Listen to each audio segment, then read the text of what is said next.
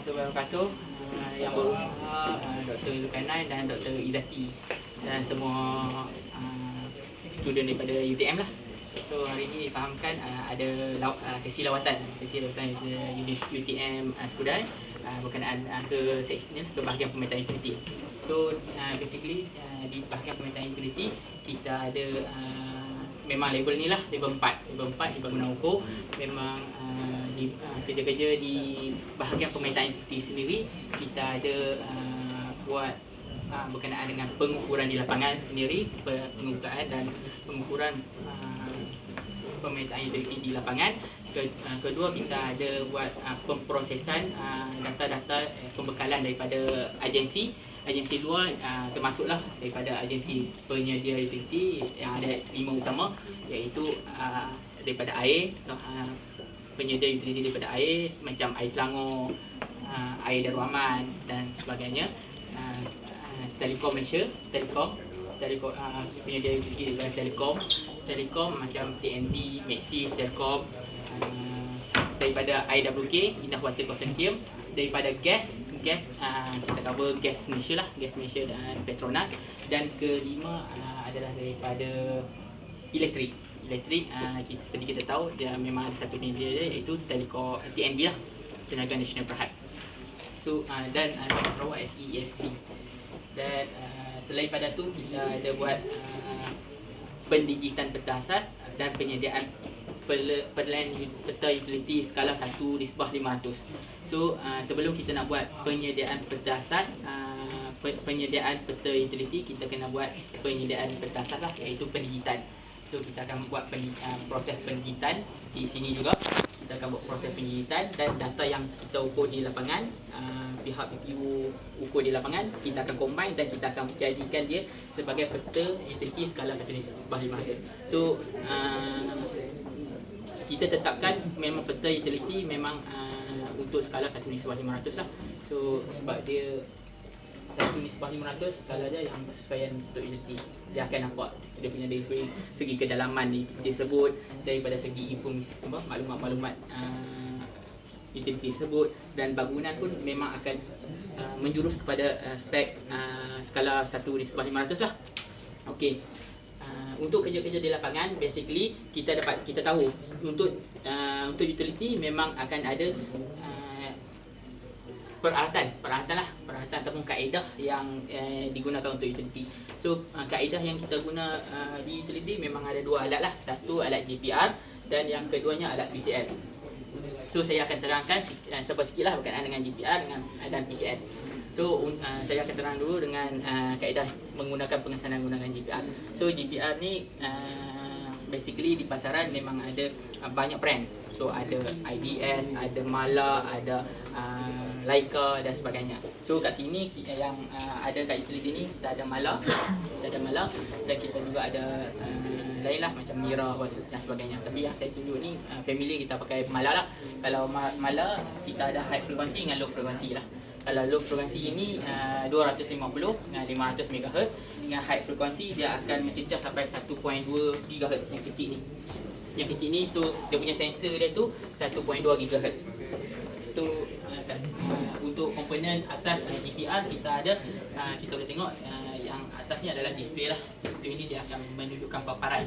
Bila kita tolak, bila dia akan jumpa objek, signal akan transmit ke dalam tanah ataupun pasir, ke bawah.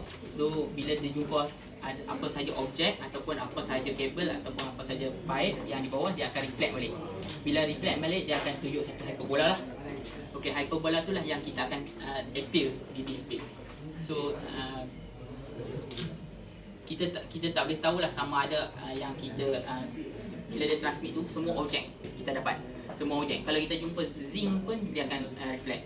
Okey, dia akan dapat lah. So kita akan dapat tahu dia punya adalah sama ada pipe ataupun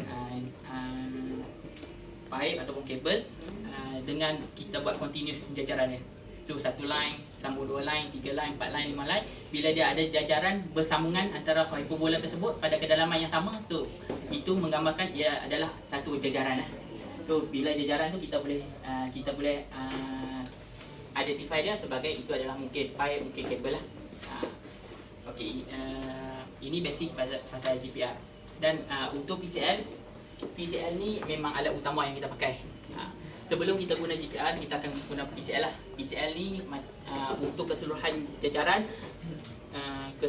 kita punya di lapangan, kita akan pakai alat ni, PCL ataupun EML, electromagnetic cable. So, kenapa kita pakai alat ni? Sebabnya alat ini kita dia boleh detect keseluruhan jajaran. Kita sebelum dia ada 3 kaedah kalau kita pakai alat ni. Satu, direct connection. Kedua adalah clamping, dan ketiga adalah remote connection. Remote induction, remote induction. So yang selalu kita pakai kaedah dua kaedah yang saya cakap pertama tadi lah, direct connection dengan clamping. Yang remote induction tu sebab dia tak ada kaitan dengan ni, so maksudnya dia adalah selemah-lemah kaedah. So disajaskan untuk kurangkan guna kaedah tersebut. Kita guna direct connection, kita akan touch terus pada body pada body expose.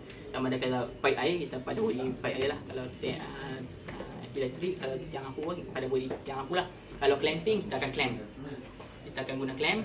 So kita akan clamp pada pipe ataupun apa-apa expose yang kita jumpa. So bila kita clamp, signal akan dihantar daripada transmitter.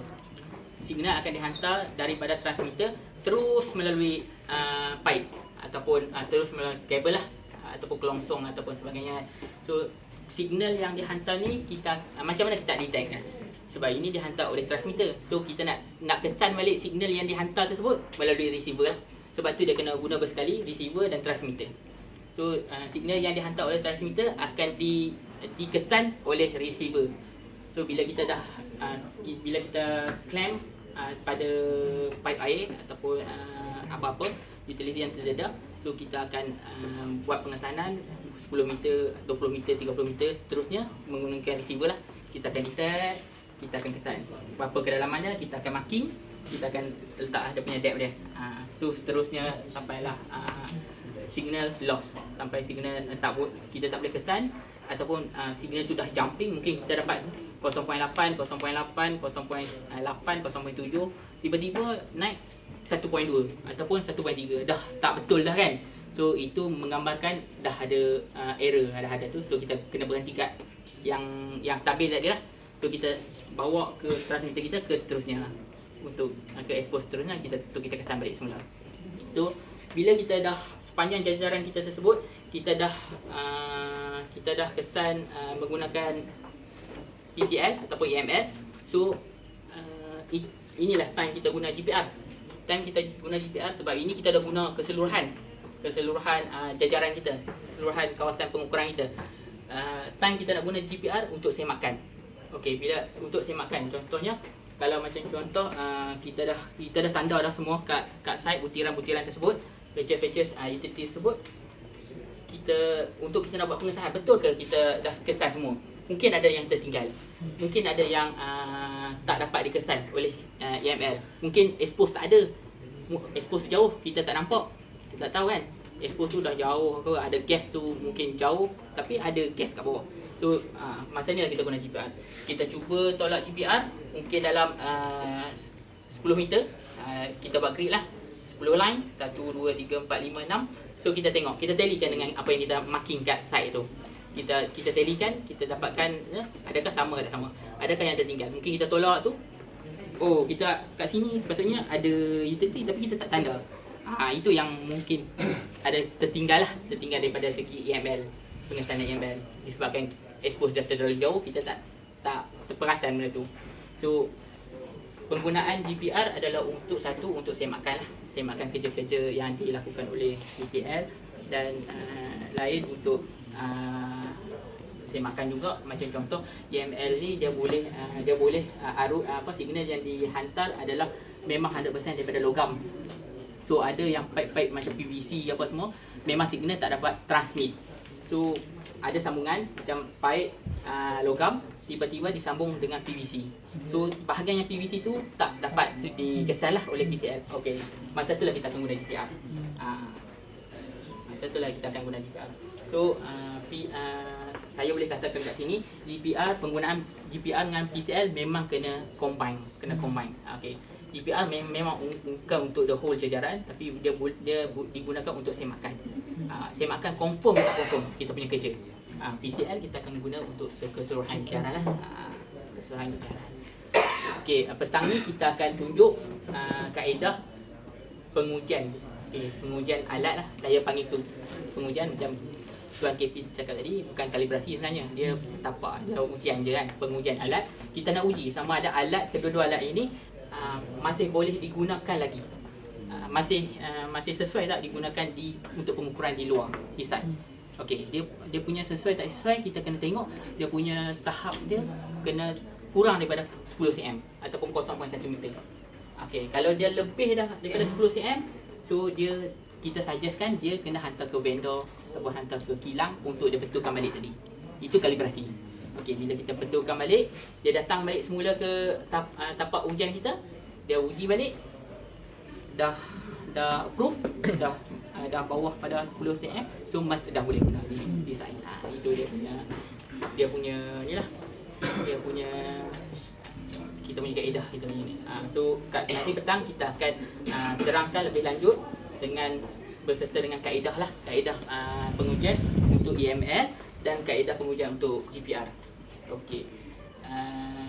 Basically kat test base kita ada tanam dalam pasir yang kita standardkan. Pasir dia memang kita tanam tu ke 55 utility. Ke 55 utility. So nanti petang kita akan uji lah. Kita tengok macam mana dia punya keupayaan dia. So sebelum kita masuk ke call center, nanti saya akan terangkan berkenaan dengan sistem pula. Ini berkenaan dengan alat, dengan kaedah pengukuran kita kan. Nanti saya akan terang berkenaan dengan sistem, nanti saya tunjuk kat sana. Sebelum tu ada apa-apa pertanyaan berkenaan dengan alat? Okey, boleh. Kenapa kena uji setahun sekali? Okey.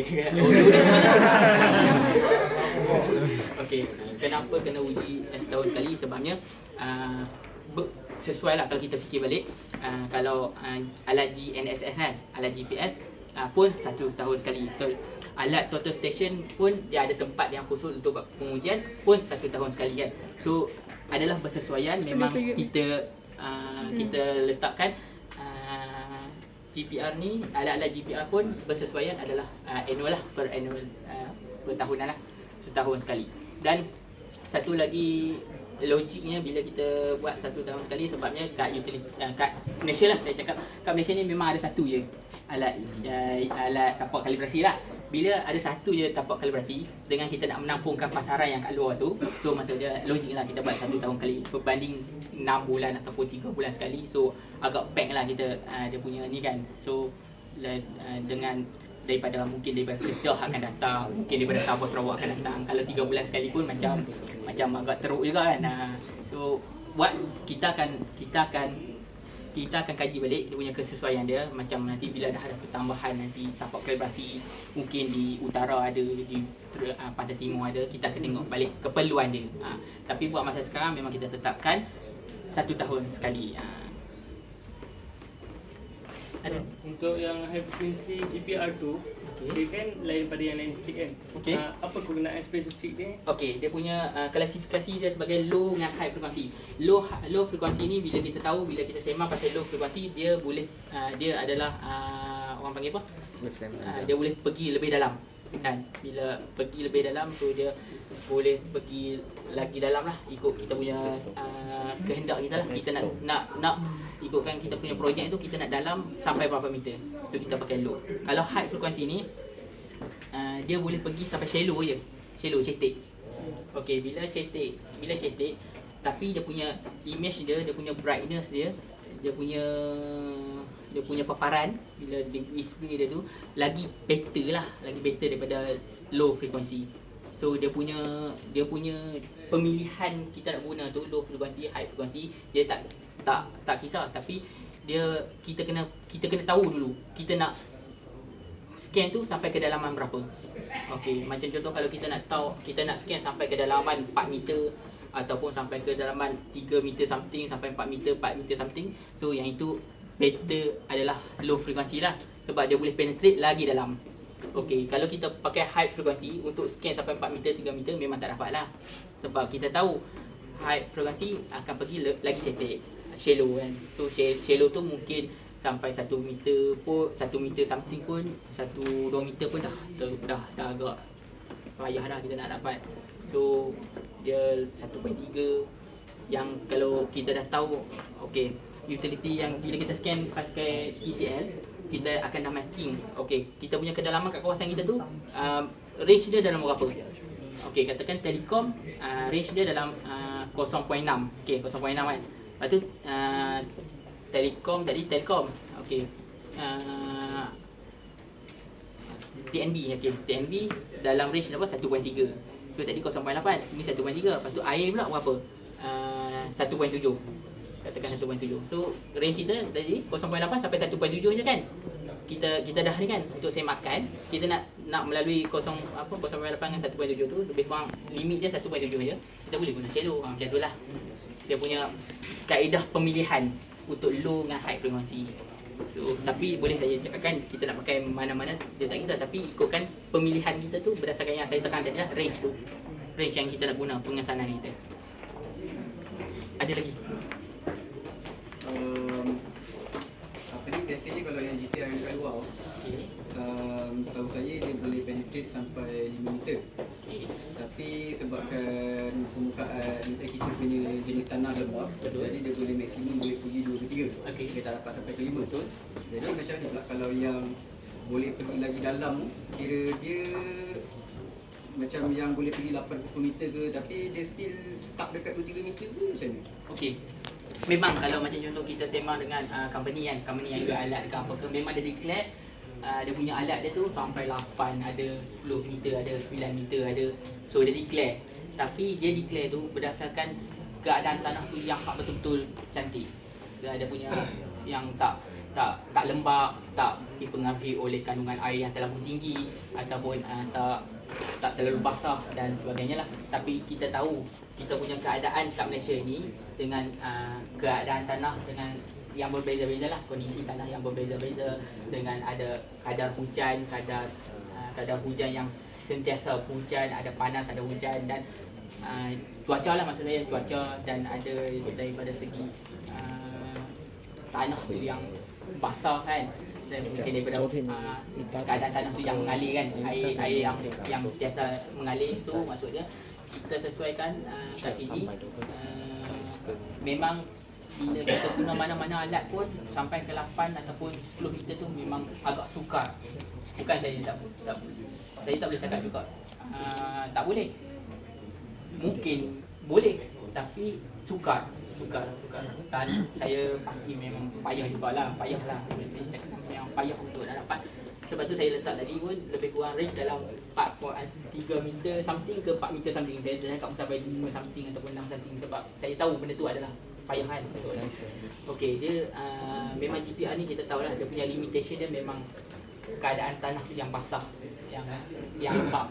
So bila ada keadaan tanah yang lembab, basah, dia mempengaruhi kita punya printing, kita punya bacaan, dan memang tak boleh pun penetrate. So sebab tu kita tahu kat luar memang ada sampai utility tu sampai 8 meter, 6, 9 meter pun ada.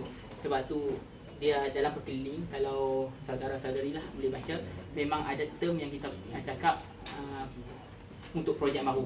Okey, mana-mana projek baru sebelum dipasang utility perlu menggunakan gyro. So gyro tu yang diperlukanlah, data gyro tu diperlukan untuk sebelum kontraktor ataupun masukkan apa-apa utility ataupun elektrik ke apa dalam kelongson tersebut kena baca gyro. So bacaan gyro ni dia boleh sebab dia bila dia akan masukkan melalui saluran tu kan, trunking, orang panggil trunking. So dia akan jolok melalui saluran. So dia akan baca setiap point. Okay. Kalau kita setting 0.5, setiap 0.5 dia akan baca. Dia akan bagi X, Y, Z dan berdasarkan kedalaman lah. So daripada situ kita dah boleh populate lah. Okay. Bila kontraktor dah siap, dia baca buat bacaan gyro, dia siap, dia boleh bekalkan data tersebut untuk kita masukkan kat padu. Okay. Sebab tu untuk mana-mana projek baru sekarang memang kita sarankan untuk kontraktor untuk buat sediakan data lah, sediakan data gyro. Sebabnya bila kita tahu, bila dah kambus apa semua, bila dah digunakan, kita nak kesan balik tu payah untuk kaedah B. Sebab tu kaedah gyro tu memang diperlukan. Memang diperlukan. So memang tak ada cara lain sama ada sebelum kampus buat bacaan ataupun untuk jolok untuk kita nak masukkan utility tu kita kena buat bacaan gyro baru dapat 8 ke 9 meter tadi. Tapi kalau yang untuk SBU SBU tu sebelum dia timbus. Sebelum dia timbus tu dia akan buat bacaan kan. So bacaan tu pun dikelaskan sebagai A lah. Kelas A. Dia ada dua kelas A ni. Kelas dia dalam utility dia ada 4 kelas. 4 kelas data. A, B, C, D. Okey, untuk A dia ada dua lah. Satu SBU tadi. SBU tadi dia buat korek. Lepas tu dia lay kan. Dia letak pipe tu. So sebelum dia kampus tu dia akan baca dulu. Dia punya kedudukan pipe tu. XYZ. So bila dia baca baru dia kampus. So data tu diklasifikasikan sebagai A lah. Okey, yang kedua tadi saya cakap gyro. Gyro pun sama diklasifikasikan sebagai A. Yang B adalah yang kita ni lah. Tengok ni. PCL dan GPR. Ya. Okey, kalau yang C ni data-data daripada data-data lama lah, data-data yang ni yang tak tepat pun, dia macam dia buat andaian kan. Dia buat lakaran. Okey, di sini adalah ada pipe. Okey, di sini ada kabel macam tu. So tak ada sumber yang beza. Mungkin dia cakap di sini di sebelah jalan ada pipe. Okey, di sebelah pipe ada apa? Something dia ada lakaran dia, tapi dia tak ada sifat geometri dia. Tak ada sifat geometri dia, itu dia benda lah. So di ini data-data yang scan, data-data hard copy lama yang bertimbul kita scan balik. So kita jadikan dia soft copy. Itu adalah so untuk B adalah GPR dengan PCL. Untuk A tadi yang saya cakap ni gyro dengan yang korek tadi lah. Bila korek sebelum timbul dia akan buat SBU. Ada lagi? Nak tanya, kalau buat yang utility tunnel tu, korang buat mapping ke atau memang tak ada atau dia ada database sendiri? Macam mana? Apa tunnel utility tu? Oh, tracking tu. Dia punya tunnel ni selalunya utility untuk bahagian perintah utility dia menguruskan data kan. Menguruskan data, tapi utility sendiri, pengurusan utility di negeri-negeri sendiri, ada negeri Kedah, ada negeri Perak, ada Selangor apa semua, yang itu diuruskan oleh koridor tersebut lah. Setiap negeri tu ada koridor dia sendiri. Okey, koridor tu dia akan uruskan daripada segi pembangunan kat negeri tersebut, apa data yang perlu di submission, apa yang perlu dia yang itu dikontrol oleh koridor. Tapi di bahagian pemerintah utility yang data-data yang dipungut daripada koridor ataupun daripada MS yang ataupun penyedia yang dekat negeri tersebut, dia perlu submit. Kita masuk, kita populate dalam padu. Itu je rule kat sini lah. Ada, kalau tak saya akan terang kat dalam sikit. Ada?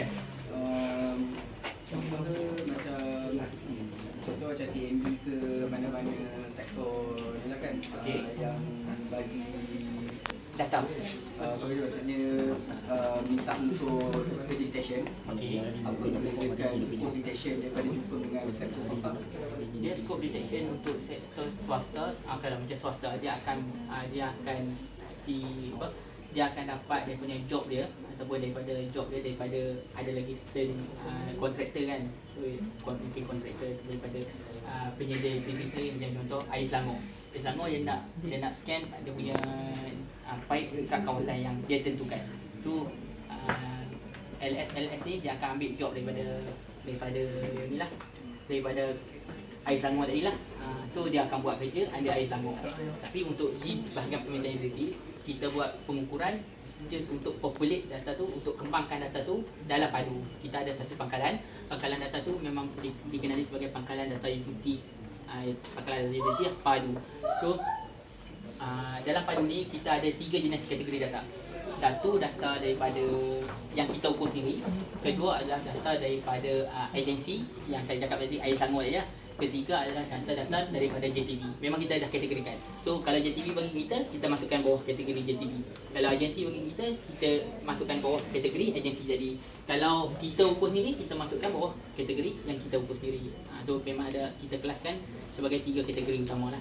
Jadi tujuannya untuk database lah. Ya betul. Kalau kat utility ni untuk database, kenapa pentingnya database tersebut? Untuk macam contoh ada bencana ke ataupun so kita kena buat semakan lah. Apa ada utility kat sini? Kita dah sempat dah, okey baru pergi umpung, dah ada bencana, mesti kita nak tahu data ketersediaan data kita tersebut kat dalam pangkalan data kita. So pangkalan data tu memang perlulah untuk kita dapat semakan, kita nak buat rujukan seterusnya macam tu. Walaupun ada lagi. Tak ada kita ke bilik seterusnya lah. Nanti saya akan terangkan mengenai sistem.